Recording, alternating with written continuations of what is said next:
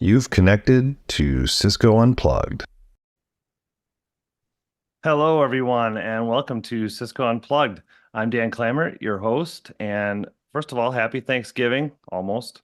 And this week, in episode 46, we will be discussing AP autolocate and specifically how that works in the Meraki dashboard. So I would like to welcome back to the show today, Darshan Patel. How are you doing, Darshan?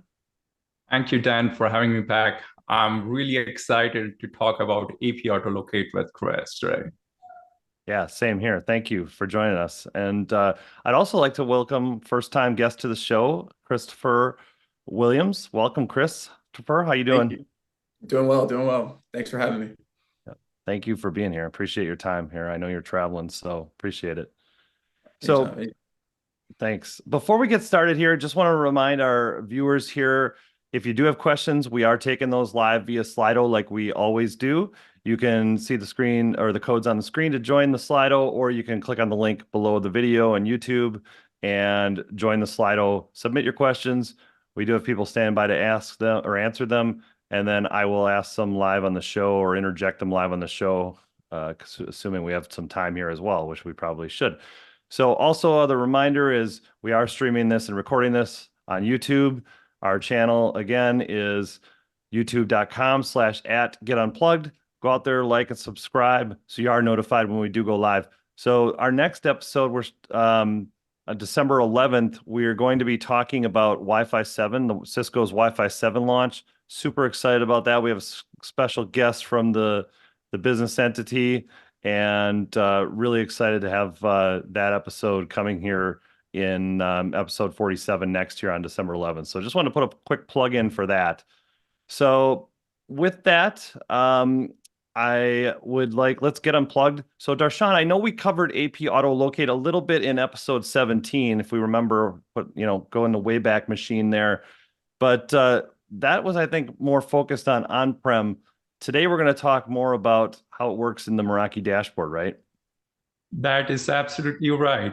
And it is so much exciting is to have those APs on a map and going back to the memory lane about it. It's how much time I have spent. So I'm more excited to go ahead, talk about it. How does it actually work? But before that, let me share a quick story around it that before joining Cisco was part of a support team and then engineering team. So being a network engineer, I was a central wireless engineer and architect where I need to go ahead and do post verification to make sure that they are APs which are located at the right place. So I had to drive 6 hours, spend about 6 to 9 hours, depending, have those physical maps, verifying it, that technicians have actually installed it, and then come back with 6 hours more drive and make sure put those APs on a map. So in a future reference of troubleshooting or upgrading those APs to a newer model in a life cycle of 3 to 5 years, that will be really helpful. And think about in present times like asset location or RTLS, all that plays very important role for troubleshooting. So I'm trying to think about it. What else? The amount of time that it takes 40 to 60 hours.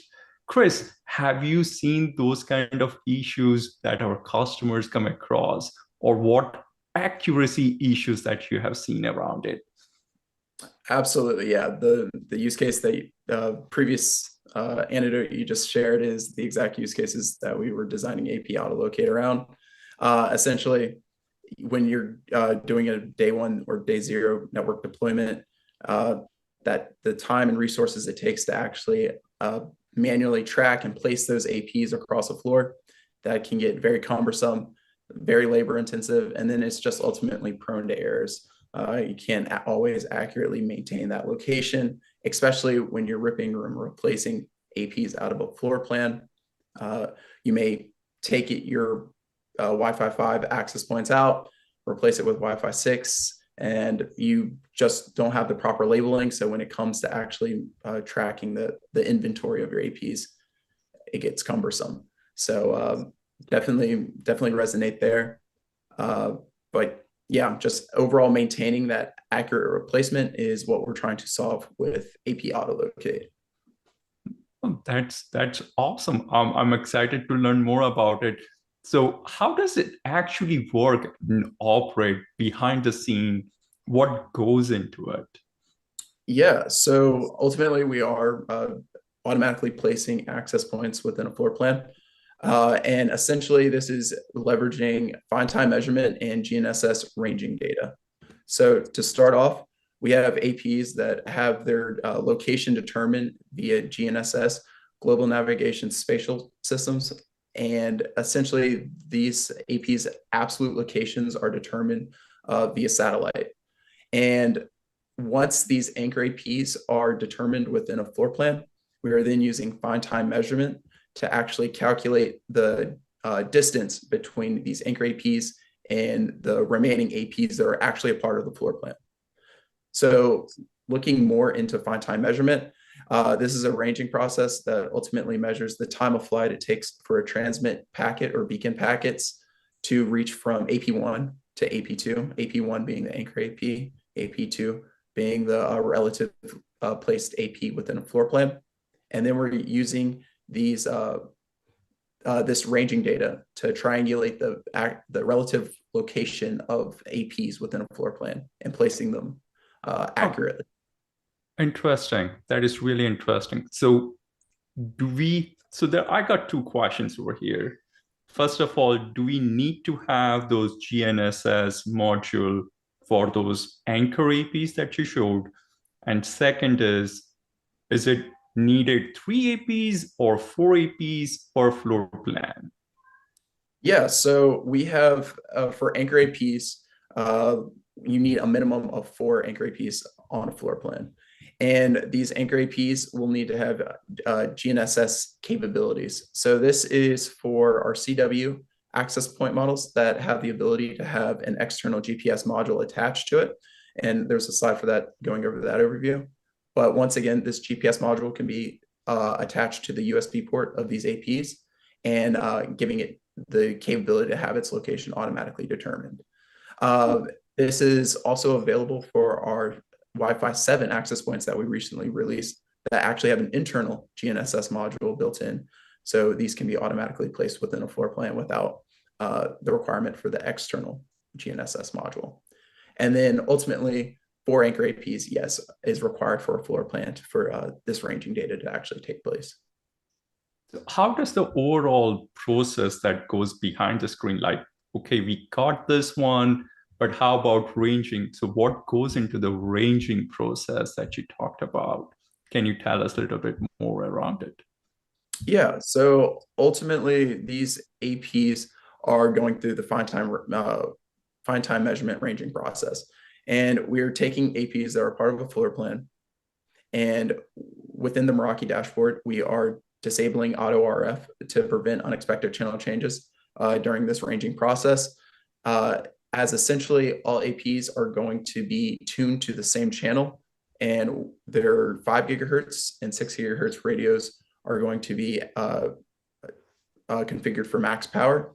And essentially that transmit of packets are then actually transmitted from AP1 to the AP2. So yeah, basically going through the whole process, auto-ref is disabled, and then there's a demo actually going over the full process. I don't want to give anything too much away, but then ultimately, once the measurements are then calculated, they're then stored in dashboard, and then auto-ref is then re-enabled, and the previous Wi-Fi configurations are then restored for normal Wi-Fi operations. So obviously should be run off peak hours as client performance is going to be impacted, but it's pretty seamless. So it runs with the same principles like find time measurement that we have in Catalyst. Again, the same thing for here as well in a Meraki dashboard, where we utilized 5 gigahertz and 6 gigahertz to find that difference. But I was like, auto RF, What about if I'm running AI RRM in Meraki Dashboard? What does it affect and how does it work? Yeah, so if you're running AIRM in Dashboard, it doesn't have an effect on this fine time measurement process, as it's essentially AutoRef that is being disabled. So this is the same process across Catalyst Center and Cisco DNA Spaces. Ultimately, any sort of radio resource management system is being disabled, and then having it make those channel changes to the same channel to actually start this fine time measurement process. And Christopher, just so I'm clear here, this looks like several steps, but this is happening behind the scenes automatically, correct? Yep. Or correct. Yep. In Dashboard, it will just be a loading icon, but ultimately this is all going behind the scenes. We did test this and demo it, and you do have the ability to see the channel changes being made within Dashboard itself. So you can go in, start the AP auto placement process, and then if you were to go to your radio settings overview page, you would be seeing AutoRef making those channel changes. The channel that I believe that we're making this measurement on is channel 36, but that can be verified within the radio overview page. That's great. Thank you. Interesting. So what about you said about the GNSS module or GPS module? Yeah, so with that, with AP auto placement, we have the GPS module, and this is the external GPS module that attaches to our CW 9166 series APs. So this is the 62, 64, MR57, and 66. And with this external GPS module, it attaches to the USB port, and it allows these APs to be automatically placed within a floor plan. So essentially enabling them for GNSS. And yeah, so once again, plug it into the USB port of the AP, wait about 10 minutes for it to establish a satellite signal. And here you'll see that LED will actually go from blinking green to solid green, to verifying that it's able to obtain a satellite lock. And at that point, it'll be placed as an anchor AP on the map. Once it's placed on the map, you'll then also have the ability to fine tune the anchor APs within the map, just to make sure that their placement is as accurate as possible before actually starting the ranging process. So to understand, this is required only for the anchor APs, like 4 anchor APs example on a floor, so that they can automatically be placed. And then when we run that AP autolocate, other APs will be able to. I know I'm very, very excited about the demo here and going to go ahead and look into it. But before that, what APs are supported with this new AP autolocate feature? I'm excited what APs are going to work and what feature or what code version it is going to. Yeah, so with AP autolocate, we have support for our Wi-Fi 6, 6E, and now recently launched Wi-Fi 7 APs as well. So once again, the anchor AP capabilities we have that have the ability to have the external GPS module or internal GPS modules are the CW 9162, 64, and 66. And with these, the external GPS module that we just reviewed can be attached to these APs to have actual GNSS capability for anchor placement. The CW 9178, 76, and 76D1 all have built-in GNSS modules, so they're no longer needed for these AP models. And these can be used as the anchor APs as well within a floor plan itself. If you don't have the ability to have GNSS though, AP autolocate also works with manually placing the anchor APs, as you'll see in the demo later. With this, you will just need to you'll need to know the absolute location of the APs so you can place them accurately within a floor plan.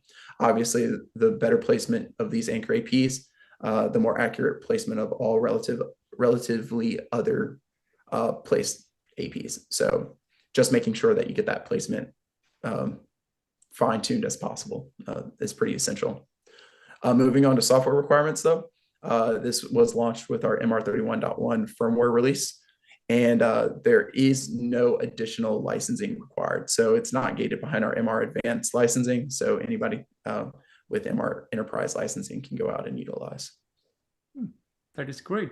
And is it in beta? I remember testing in beta, but how about, is it still in beta?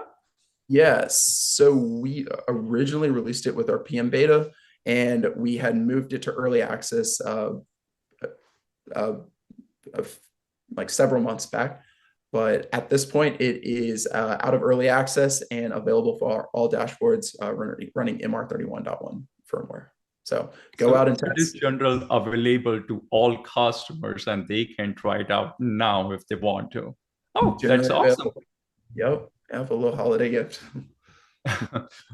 I'm sure a lot of my customers are going to go ahead and try it out.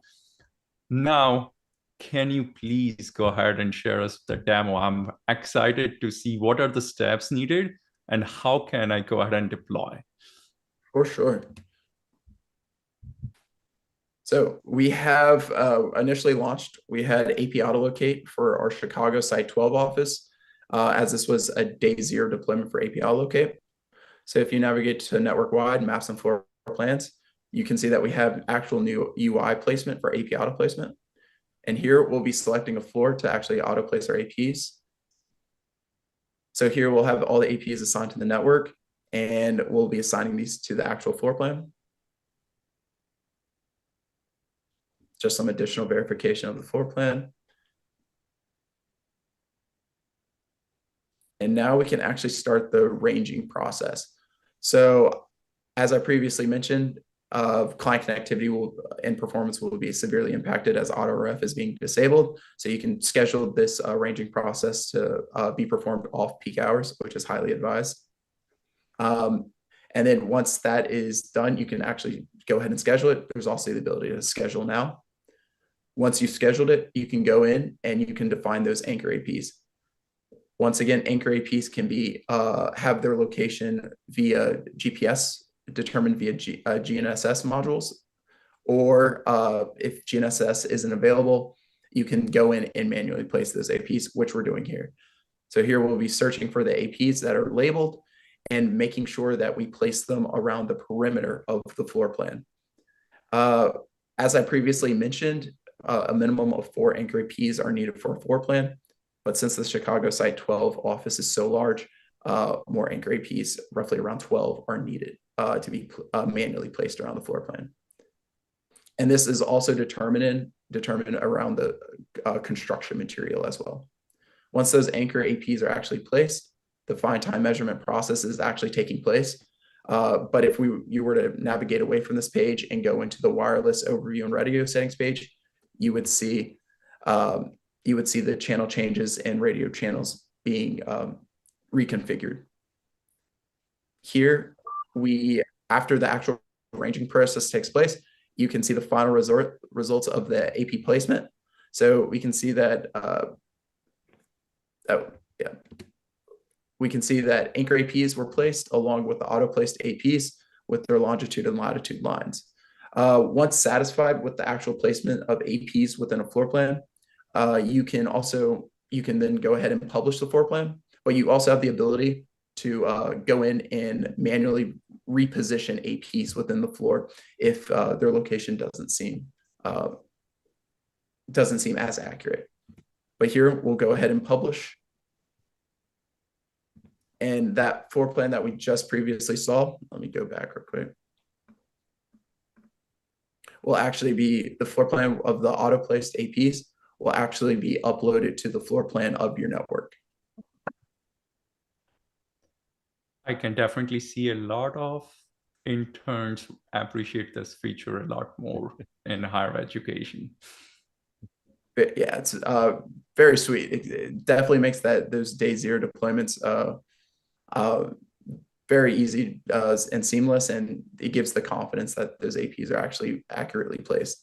And then once again, this process isn't a one shot only. You can go in and replace those APs without having to replace anchor APs. So once the anchor APs are placed, you can rerun the ranging process multiple times. So a certain section of a building was to get updates to the APs, and you just need that section of APs to be auto placed, you have that capability without starting from step one. So with Wi-Fi 7 access points, it would be even better so that it has an inbuilt GNSS module. So even we do not have to place those anchor APs manually. Correct. So it is even going to cut down the time.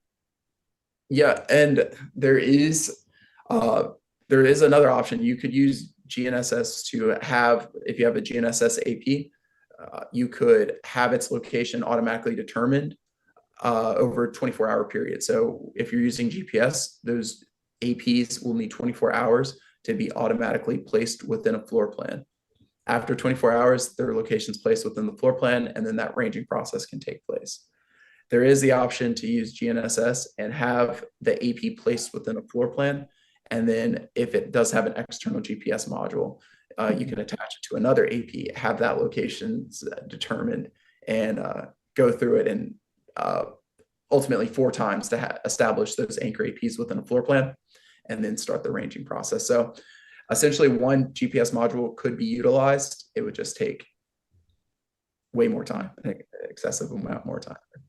So Wi-Fi 7 is not only be faster, more reliable, but also has inbuilt GNSS module that could help with AP's auto placement. On the top of that, if we want to use standard power, they can help us achieve that as well. So it's a win-win situation. That's very interesting. Thank you so much, Chris, for helping us learn this auto AP placement in a Meraki dashboard. Absolutely. And yeah, thank you. But yeah, once again, go out, try AP autolocate. We're very excited for this feature. Yeah, once again, solving those initial use cases of day 0, making sure that network admins can actually keep track of their wireless access point inventory. It's going to be huge. So yeah. Thank you. And I can go ahead and stop sharing my screen. So then that's what we covered over here. Right. If there are any other questions, we can happily take it at this moment. I don't see any other questions, but I just am thinking about all of the time that this is going to save people. So it's going to be fantastic. Thank you for that. Thank you, Christopher and Darshan. Great discussion, demo, and loved getting more details on AP autolocate here in the Meraki dashboard. So I don't see any other questions. So with that, let's wrap it up. And again, we'll be back in 2 weeks, episode 47 for Cisco's Wi-Fi 7 launch. Be sure to tune in then for, we've got an exciting guest from the BE that'll be joining us to talk about Wi-Fi 7. I know we touched on a couple of those capabilities here today, those benefits, and then some new products that are available very soon here from Cisco on that front. So also, as a reminder, go out there, and if you do go to YouTube, subscribe here at youtube.com/@getunplugged. You'll be notified when we do go live with that next episode. So thanks a lot. And you can also, if you have questions, you want to follow up with us, you can reach out to your Cisco account team. You can get a hold of us at getunplugged@cisco.com via email. You can contact us directly via DM on Twitter, unplugged80211, or on Threads, unplugged connectivity. So that's a wrap on another great episode. Thank you, Christopher and Darshan. And until next time, stay connected and unplugged.